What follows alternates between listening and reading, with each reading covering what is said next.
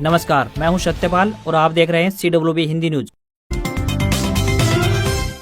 शक संवत 1946 विक्रम संवत 2081 आज फाल्गुन मास के कृष्ण पक्ष की द्वादशी तिथि और दिन मंगलवार है। तदनुसार अंग्रेजी तारीख 25 फरवरी सन 2025। द्वादशी तिथि मंगलवार दोपहर 12:48 तक रहेगी। उसके बाद त्रयोदशी तिथि प्रारंभ हो जाएगी। सबसे पहले आज की सुर्खियां। चैंपियंस ट्रॉफी से बाहर हुआ मेजबान पाकिस्तान। न्यूजीलैंड ने बांग्लादेश को 5 विकेट से हराया।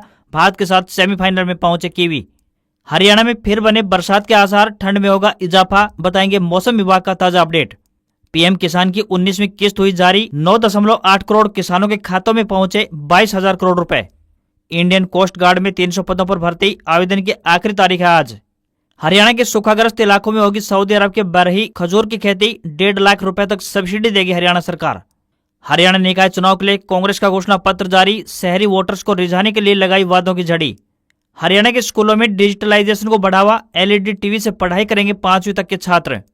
सरकारी नौकरी अपडेट। असम राइफल्स भर्ती रैली के लिए आवेदन हुए शुरू। 10वीं व 12वीं पास को मौका, फीस मात्र 100 रुपए। जावा 350 लेगेसी एडिशन भारत में लॉन्च। इसके सिर्फ 500 यूनिट बनाएगी कंपनी। रॉयल इनफील्ड क्लासिक 350 से सीधा मुकाबला। और हरियाणा निकाय चुनाव के लिए बीजेपी का घोषणा पत्र भी जारी। शहरी वोटर्स को रिझाने के लिए 19 बड़ी घोषणाएं। और अब खबरें विस्तार से। हरियाणा में एक बार फिर से मौसम में बदलाव देखने को मिल रहा है। जल्दी ही एक बार फिर से प्रदेश की जमीन बरसात से भीगेगी। इस विषय में मौसम विभाग ने जानकारी दी कि 26 फरवरी को एक और पश्चिमी विक्षोभ सक्रिय होगा, जिससे कि प्रदेश के अलग अलग इलाकों में हल्की से मध्यम बारिश देखने को मिलेगी। बीते दिनों हुई बरसात के चलते प्रदेश के कई इलाकों में तापमान सिंगल डिजिट में पहुंच गया। हालांकि यह फसलों के लिए फायदेमंद बताया जा रहा है। 26 फरवरी को जो पश्चिमी विक्षोभ सक्रिय होगा, उससे उत्तरी हरियाणा के कुछ इलाकों में मौसम में बदलाव देखने को मिलेगा। इस दिन यमुनानगर, अंबाला और पंचकुला में गरज के साथ बूंदाबांदी के आसार जताए गए हैं। अगले दिन यानी 27 फरवरी को अंबाला, पंचकुला, कुरुक्षेत्र, करनाल, कैथल, यमुनानगर और उनके आसपास के इलाकों में गरज के साथ बूंदाबांदी होने के आसार मौसम विभाग ने व्यक्त किए हैं। इंडियन कोस्ट गार्ड आईसीजी में नाविक जनरल ड्यूटी यानी जीडी समेत 300 पदों पर भर्ती निकली है। इस भर्ती के लिए आवेदन की आखिरी तारीख आज यानी 25 फरवरी तय की गई है। उम्मीदवार ऑफिशियल वेबसाइट joinindiancoastguard.cdac.in पर जाकर अप्लाई कर सकते हैं। एजुकेशनल क्वालिफिकेशन की बात करें तो नाविक जनरल ड्यूटी के लिए 12वीं पास होना चाहिए। नाविक डोमेस्टिक ड्यूटी के लिए 10वीं पास होनी चाहिए। एज लिमिट 18 से 22 साल तय की गई है। फीस की बात करें तो जनरल, ओबीसी और पीडब्ल्यूडी के लिए 300 रुपए फीस निर्धारित की गई है। वहीं SC ST निःशुल्क रहेगी। सैलरी 21,700 रुपए प्रति माह मिलेगी। सिलेक्शन प्रोसेस की बात करें तो रिटन एग्जाम के बेसिस पर होगा। ऑफिशियल वेबसाइट joinindiancoastguard.cdac.in पर जाकर ऑनलाइन माध्यम से अप्लाई कर सकते हैं। आज आखिरी तारीख है।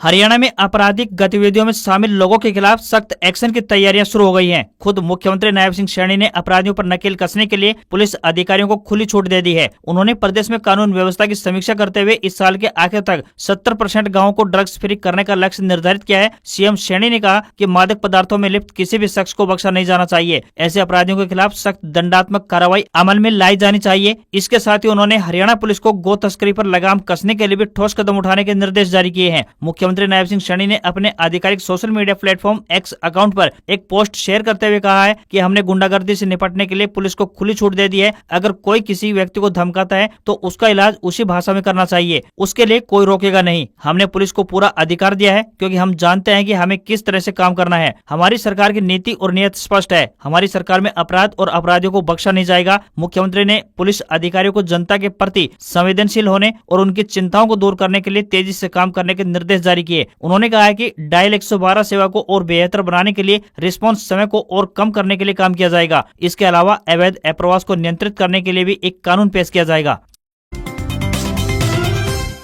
प्रधानमंत्री नरेंद्र मोदी ने 24 फरवरी को पीएम किसान योजना की 19वीं किस्त जारी की। बिहार के भागलपुर में आयोजित एक कार्यक्रम में यह किस्त जारी की गई है। इसके तहत 9.8 करोड़ किसानों के बैंक खातों में 22,000 करोड़ रुपए की राशि ट्रांसफर हुई है। इससे पहले 18वीं किस्त में 9.6 करोड़ किसानों के खातों में ये 20,000 करोड़ रुपए ट्रांसफर किए गए थे। सरकार ने पीएम किसान के तहत अब तक कुल 3.68 लाख करोड़ रुपए किसानों के खातों में ट्रांसफर किए हैं। इस योजना के तहत किसानों के खाते में हर साल 3 किस्तों में यानी 2-2 हजार रुपए ट्रांसफर किए जाते हैं। पहली किस्त अप्रैल जुलाई के बीच, दूसरी किस्त अगस्त व नवंबर और तीसरी किस्त दिसंबर व मार्च के बीच जारी की जाती है।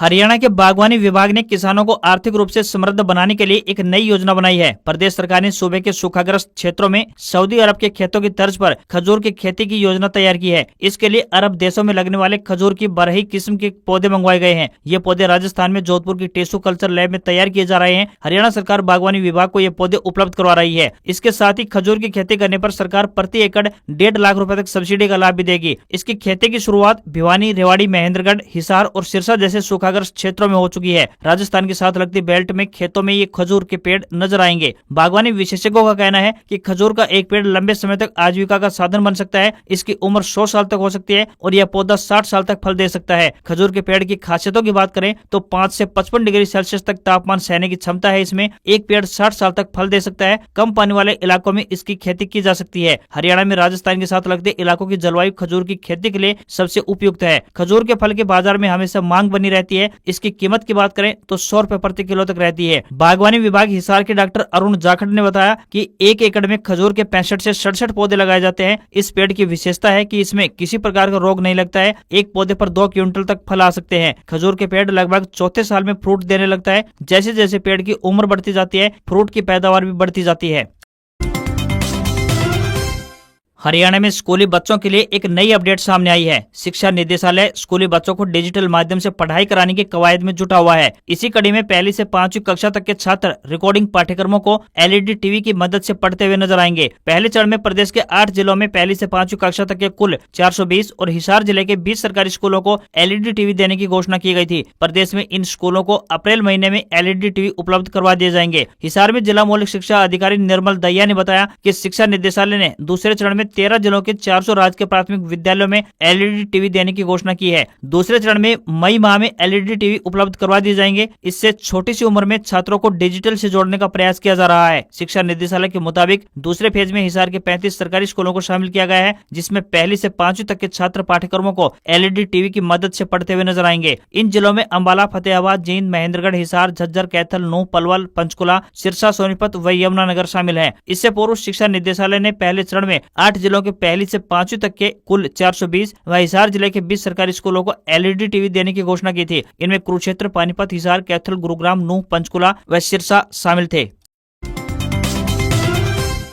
हरियाणा सरकार द्वारा जारी क्राफ्ट 370 पटवारियों की लिस्ट को लेकर सरकार की मुश्किलें बढ़ने वाली हैं। पंजाब एंड हरियाणा हाईकोर्ट ने इस मामले में एक जनहित याचिका पर सुनवाई करते हुए सरकार को नोटिस जारी कर जवाब मांगा है। हाईकोर्ट ने 2 अप्रैल तक जवाब दायर करने का आदेश दिया है। हाईकोर्ट के वकील साहिबजीत सिंह संधू द्वारा दायर याचिका में कहा गया है कि इस सूची के सार्वजनिक डोमेन में लीक होने के बाद विभिन्न मीडिया आउटलेट्स ने इसे बिना किसी सत्यापन के प्रकाशित किया। यह भी कहा गया है कि बिना किसी आधिकारिक जाँच के व्यक्तियों को क्राफ्ट बताना उनके अधिकारों का उल्लंघन है और यह संविधान के अनुच्छेद 21 के तहत उनके मौलिक अधिकारों का उल्लंघन करता है। हालांकि हरियाणा सरकार ने अपने भेजे जवाब में यह स्वीकार किया है कि यह विभाग का सबसे गोपनीय दस्तावेज था। हरियाणा सरकार का एक सीक्रेट दस्तावेज 14 जनवरी को लीक हुआ था। यह भ्रष्ट पटवारियों की लिस्ट थी। 14 जनवरी की इस रिपोर्ट में प्रदेश के 370 पटवारियों को भ्रष्ट करार दिया गया था। सरकार ने इस लिस्ट में दावा किया था कि ये पटवारी पैमाइश, इंतकाल, रिकॉर्ड ठीक करने और नक्शा पास कराने के बदले भ्रष्टाचार कर रहे हैं। इनमें से 170 पटवारी ऐसे हैं जिन्होंने अपने सहायक तक रखे हुए हैं। जिला वाइज लिस्ट में पटवारियों की जाति तक दर्ज की गई है। याचिकाकर्ता ने अदालत से आग्रह किया है कि वह इस सूची को तुरंत सार्वजनिक डोमेन से वापस लिया जाए और आगे इसकी कोई भी जानकारी प्रकाशित या प्रसारित न हो। इसके अलावा याचिकाकर्ता ने यह भी मांग की है कि इस लीक के लिए जिम्मेदार व्यक्तियों की पहचान करने और उन्हें जवाबदेह ठहराने के लिए एक स्वतंत्र जांच की जाए।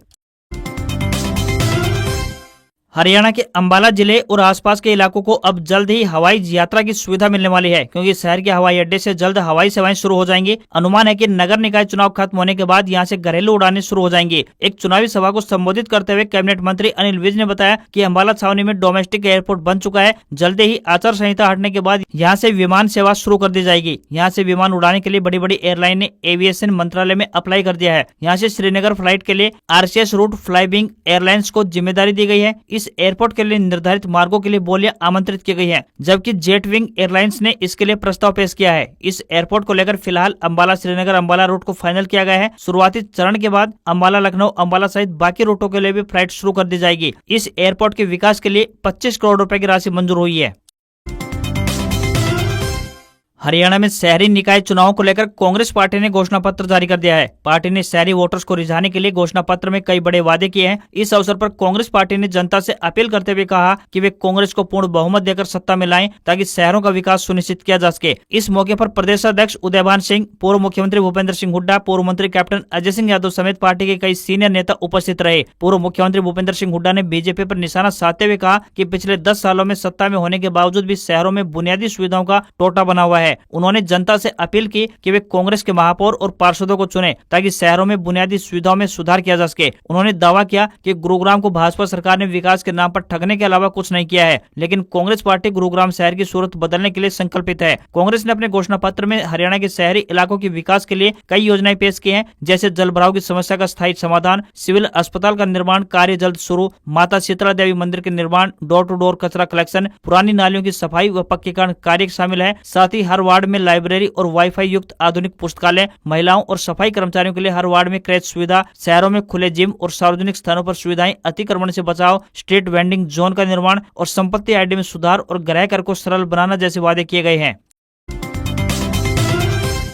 हरियाणा निकाय चुनाव के लिए सत्तासीन भारतीय जनता पार्टी ने अपना घोषणा पत्र जारी कर दिया है। कांग्रेस की तरह ही बीजेपी ने भी शहरी वोटर्स को रिझाने के लिए 1 दर्जन से ज्यादा लोक लुभावन घोषणाएं की हैं। रोहतक पहुंचे मुख्यमंत्री नायब सिंह सैनी ने निकाय चुनाव के लिए जनता के सामने संकल्प पत्र को पेश करते हुए लोगों से 19 वादे किए। इस दौरान प्रदेश अध्यक्ष मोहनलाल बड़ौली, मंत्री अरविंद शर्मा सहित कई अन्य सीनियर नेता उपस्थित रहे। ग्रामीण और शहरी क्षेत्रों में 20 सालों से ज्यादा समय से काबिज सभी परिवारों को भूमि और मकान का मालिकाना हक देकर उनकी रजिस्ट्रियां करवाई जाएंगी। स्वामित्व योजना के तहत गरीबी रेखा में आने वाले परिवारों को विशेष राहत दी जाएगी। महिलाओं के नाम मकान है तो हाउस टैक्स में 25% की छूट मिलेगी। जो अवैध कॉलोनियां वैध के दायरे में आ गई हैं और उनके बीच यदि कोई जगह अवैध रह गई है तो उसे भी वैध की श्रेणी में लाया जाएगा। नगर निगम के अंतर्गत जो गाँव शामिल किए गए हैं उनके हाउस टैक्स का सरलीकरण किया जाएगा और कृषि डेयरी के हाउस टैक्स में विशेष राहत दी जाएगी। जो मकान अधिग्रहित जमीन से मुक्त हो गए हैं उन्हें हाउस टैक्स के विशेष टैक्स में राहत दी जाएगी। सभी स्थानीय निकायों में आदर्श पार्क बनाए जाएंगे जिसमें दिव्यांगों के लिए विशेष सुविधा उपलब्ध करवाई जाएगी। ऑक्सीजन पार्क और पार्कों में योग के लिए विशेष स्थान बनाया जाएगा। ओपन जिम, स्मार्ट सड़कें और गलियों का निर्माण करवाया जाएगा। सभी पार्कों में ग्रीन वेस्ट के निराकरण के लिए भी मशीनें लगाएंगे। स्थानीय निकायों में स्ट्रीट वेंडर, फेरी वालों को व्यवसाय स्थापित करने के लिए वित्तीय सहायता देंगे। सभी स्थानीय निकायों में आबादी के आधार से एक अत्याधुनिक सभागार का निर्माण करेंगे। साथ ही 1 लाख रुपए तक आय वाले परिवारों को सौर पैनल फ्री में देंगे। हर वार्ड में स्ट्रीट लाइटों की संख्या दोगुनी करेंगे। सभी स्थानीय निकायों में सभी बैंकों को एक स्थान पर एकत्रित करने के लिए एक बैंक स्क्वायर का निर्माण भी करवाएंगे। बंदरों, बेसहारा गोवंश और कुत्तों की समस्याओं का भी निराकरण किया जाएगा। ये सभी घोषणाएं बीजेपी ने अपने घोषणा पत्र में जारी की हैं।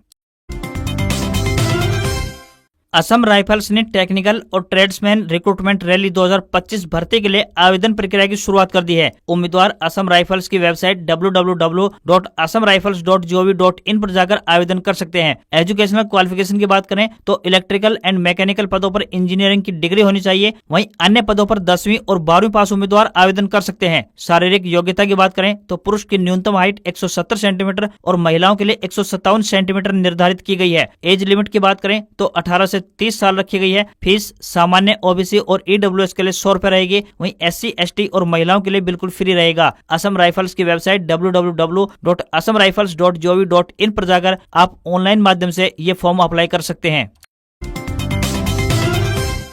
हरियाणा के नूंह जिले में महाशिवरात्रि पर ऐतिहासिक नलहरेश्वर महादेव शिव मंदिर पर अब की बार भक्तों का हुजूम उमड़ेगा। ऐसा कहा जाता है कि इस मंदिर का इतिहास 5200 साल पुराना है। महाशिवरात्रि के पर्व पर इस मंदिर में भगवान शिव के भक्त आकर भोलेनाथ की पूजा अर्चना करते हैं और अपनी मनोकामनाएं मांगते हैं। यह वही मंदिर है जहां 31 जुलाई 2023 को हिंसा हुई थी। इस भव्य कार्यक्रम को लेकर मंदिर समिति ने तैयारियां शुरू कर दी है। भगवान शिव का यह मंदिर अरावली पर्वत की प्राकृतिक सुंदरता के साथ साथ अपने दामन में पुराने इतिहास को संजोए हुए है। बताया जाता है कि जब पांडव अज्ञातवास पर थे तब इन्होंने इस पर्वत पर कुछ समय बिताया था। इस मंदिर के पास एक कदम का पेड़ है जिससे सदियों से साफ सुथरा और मीठा जल बहता रहता है। इसकी जड़ों के नीचे एक कुंडली बनी हुई है जिसमें मोटर या नाली से पानी निकालने के अलावा अगर किसी बर्तन से पानी निकाला जाए तब भी उसकी मात्रा कम नहीं होती। इतिहासकारों का मानना है कि कौरवों और पांडवों का समझौता करवाने के लिए भगवान श्री कृष्ण ने इसी जगह को चुना था। जहाँ श्री हरि के चरण पड़े हैं वहाँ प्राय कदम का पेड़ मिलता है। इस पेड़ के नीचे से पानी निकलता है। उस तक पहुँचने के लिए मंदिर समिति की तरफ से 287 सीढ़ियां बनाई गई है। महाशिवरात्रि के पर्व पर यहाँ भव्य मेला लगता है, जहाँ शिव भक्त कावड़ चढ़ाते हैं और भोलेनाथ की आराधना करते हैं। हर सोमवार को यहाँ विशाल भंडारे का आयोजन किया जाता है। साल 1983 में श्री श्री 1000 ज्ञानगिरी जी महाराज ने मंदिर परिसर को भव्य रूप देना शुरू किया था।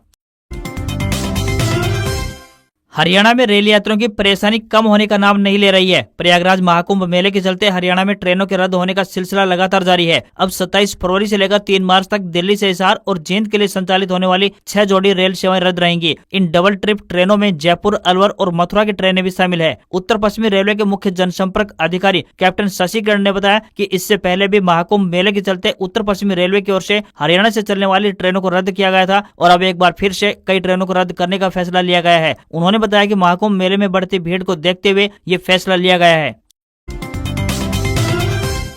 टू व्हीलर मेकर जावा मोटरसाइकिल ने इंडियन मार्केट में जावा 350 का लेगेसी एडिशन लॉन्च कर दिया है। ये क्लासिक जावा 350 का अपडेटेड वर्जन है। कंपनी इस बाइक के सिर्फ 500 यूनिट बनाएगी। लेगेसी एडिशन में फैक्ट्री फिटेड टूरिंग एक्सेसरीज का इस्तेमाल किया गया है। इसमें टूरिंग वाइजर, पिलियन बैकरेस्ट और क्रैश गार्ड दिया गया है। इसके अलावा कस्टमर्स को लेदर कीचेन के साथ जावा 350 का कलेक्टर एडिशन मिनिएचर मॉडल भी मिलेगा। बाइक को 6 कलर ऑप्शन के साथ मार्केट में उतारा गया है। जावा 350 में 13.5 लीटर का muscular fuel tank, flat seat, गोल हेडलाइट, 8 इंच के व्हील और ऑल एलईडी लाइटिंग जैसे फीचर्स मिलते हैं। बाइक का वजन 192 किलोग्राम है। इसमें ब्लूटूथ कनेक्टिविटी के साथ सेमी डिजिटल इंस्ट्रूमेंट क्लस्टर भी दिया गया है। दोनों व्हील पर डिस्क ब्रेक लगाए गए हैं। बाइक में 334 सीसी का सिंगल सिलेंडर इंजन दिया गया है। ट्रांसमिशन की बात करें तो इंजन को 6 स्पीड गियरबॉक्स के साथ ट्यून किया गया है। बाइक में पहली बार स्लिप और असिस्ट क्लच दिया गया है। कंपनी का दावा है कि बाइक 135 किलोमीटर प्रति घंटा की रफ्तार से टॉप स्पीड से चलती है और 1 लीटर पेट्रोल में लगभग 18 से 22 किलोमीटर की माइलेज देगी। जावा 350 लेगेसी का मुकाबला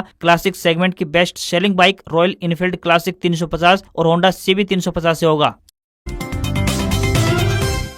हफ्ते के पहले कारोबारी दिन भारतीय शेयर बाजार में सेंसेक्स 856 अंक की गिरावट के साथ 74,454 के स्तर पर बंद हुआ। निफ्टी में भी 242 अंक की गिरावट रही और ये 22,553 के स्तर पर बंद हुआ। सेंसेक्स के 30 शेयरों में से 23 में गिरावट और 7 में तेजी रही। निफ्टी के 50 शेयरों में से 38 में गिरावट और 12 में तेजी रही। इन्फोसिस, HDFC बैंक और TCS बाजार को नीचे खींच रहे थे, लेकिन कोटक महिंद्रा बैंक, ITC और महिंद्रा एंड महिंद्रा ने बाजार को संभाले रखा। 10 ग्राम 24 कैरेट सोने का दाम 264 रुपए बढ़कर 86,356 रुपए पर पहुंच गया है। वहीं 1 किलोग्राम चांदी की कीमत 903 रुपए गिरकर 96,244 रुपए प्रति किलो पर पहुंच गई है। दिल्ली में 10 ग्राम 22 कैरेट सोने की कीमत 80,690 रुपए और 10 ग्राम के ही 24 कैरेट सोने की कीमत 88,020 रुपए पहुंच गई है। आज खबरों में बस इतना ही। देखते रहिए आपका अपना हरियाणा का सबसे बेहतरीन news channel CWB Hindi news. नमस्कार। इसी आशा के साथ आपका दिन शुभ रहे।